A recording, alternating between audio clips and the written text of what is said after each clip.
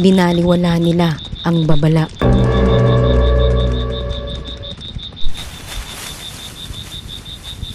Huwag kayong dadaan sa landas ng kabayo. Lalo na kung 3:00 ng hapon.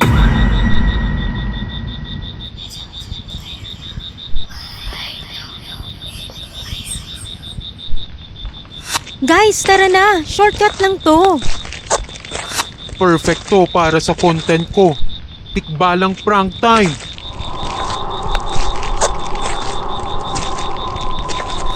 Guys, nakikita nyo ba yun? Sa likod ng puno?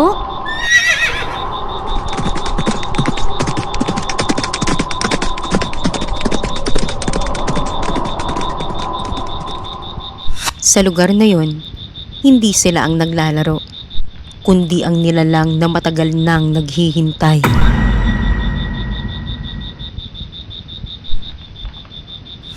Baliktarin mo ang suot mo kung gusto mong makabalik.